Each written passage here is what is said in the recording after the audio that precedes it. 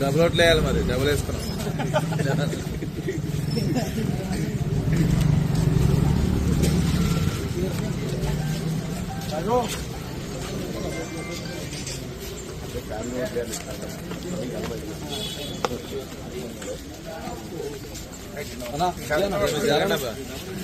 వేసుకుని side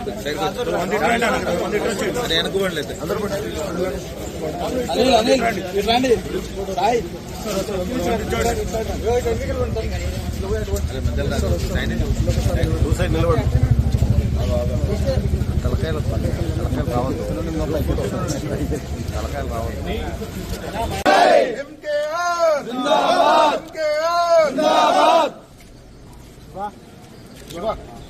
okay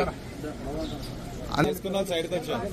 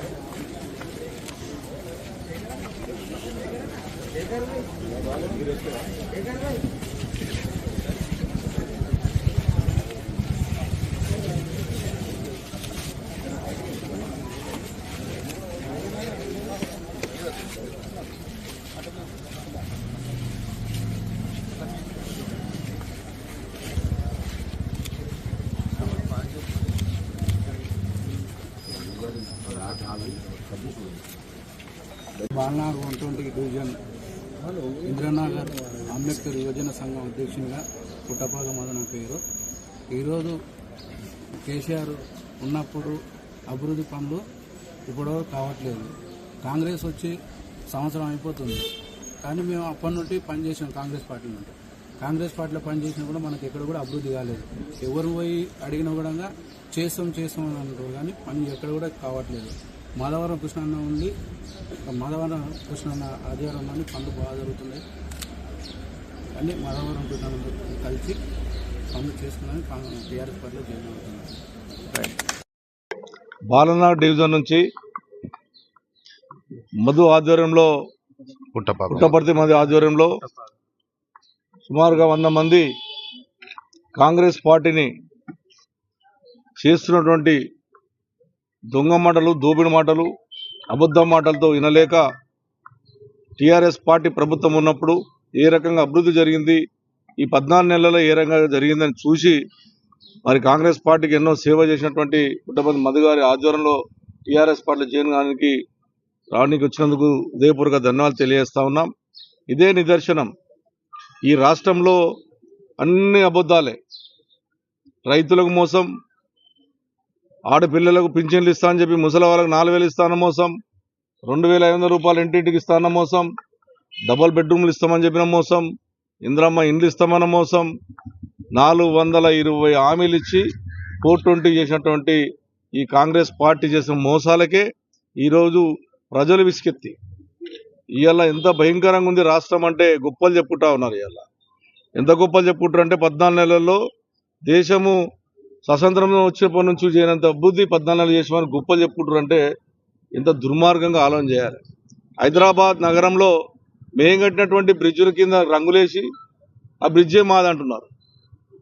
ఈ రకమైన బుద్ధి ఇవాళ కుక్కట్పల్లి కాన్స్టిట్యూన్సీలో ఎంత దుర్మార్గంగా నడుస్తూ ఉందంటే గవర్నమెంట్ పరంగా 14 నెలల తర్వాత 25 కోట్లు శాంక్షన్ చేశారు కాన్స్టిట్యూన్సీకి, ఏది సర్కిల్కి. అందులో నాకు 9 డివిజన్లు ఉంటే నాకు 6 కోట్లు ఇస్తున్నారు, 3 డివిజన్లు ఉన్న వాళ్ళకు 6 కోట్లు ఇస్తున్నారు. ఎక్కడైతే ప్రజలకు ఇబ్బంది ఉన్నదో చూసి రిలీజ్ చేయవలసినటువంటి బాధ్యత ప్రభుత్వానికి, ఆఫీసర్లకు ఉంటుంది.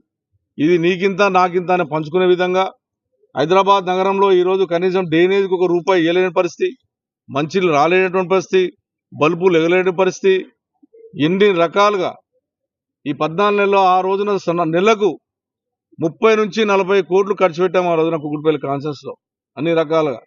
ఈరోజు 14 నెలలకు 25 కోట్లు ఇచ్చి అది కుకుట్పల్లి కాన్సెన్స్కి 6 కోట్లు అంటే ఎవరు ముక్కలు పెట్టాలి తీసుకుని 6 కోట్లు ఇప్పుడు? ఈ రకంగా దుర్మార్గంగా దోపిడిగా ఆలోచన లేకుండా ఈ రకమని చేస్తారు. కాబట్టి ప్రజల్లో ఉన్నటువంటి ఏదో వస్తే చేస్తారు, ఉద్ధరిస్తారు. అంతా మా దళిత బిడ్డలు అనుకున్నారు.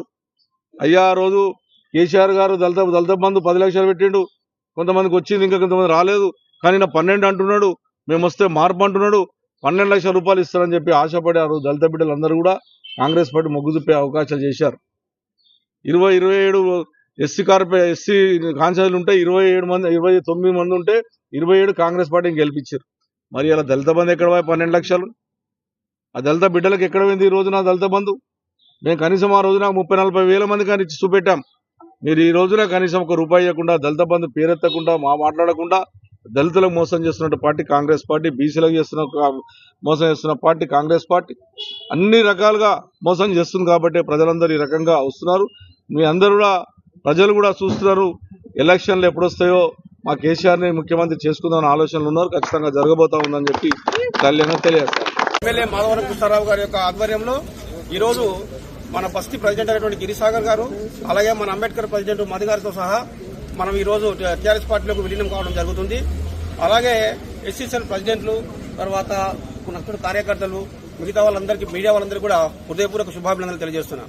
నేను 2001లో టీఆర్ఎస్ పార్టీ స్థాపిస్తే 2002లో తలపనూరు గ్రామం గోపాల్పేట మండలం ఉండే అప్పుడు అక్కడ టీఆర్ఎస్ జెండాను కాంగ్రెస్ పార్టీలో వచ్చేసి అడ్డుపడితే కూడా నేను టీఆర్ఎస్ జెండాను అక్కడ స్థాపించడం జరిగింది. అది నా విలేజ్ లో, అది నేను చెప్పుకోవడం కాదు, అందరికి తెలుసు. కానీ ఒక్కరోజు సీఎం లాగా ఒక 2 నెలలు మధు గారికి మన అంబేద్కర్ సంఘం విషయంలో ప్రెసిడెంట్ గా పోటీ చేయడం ద్వారా, ఆయనకు మద్దతు చేయడం ద్వారా 2 నెలలు కాంగ్రెస్ పార్టీలోకి వెళ్ళిపోయినా. ఆ 2 నెలలు కాంగ్రెస్ పార్టీని 2 సంవత్సరాలు పోసినట్టుగా బరువుగా ఉంది. అన్నగారు చేస్తున్న, కేసీఆర్ గారు చేస్తున్న అభివృద్ధి కార్యక్రమాల్లో పేదలకు ఎంత అభివృద్ధి కార్యక్రమం చేస్తున్నాడో మనకు తెలుసు.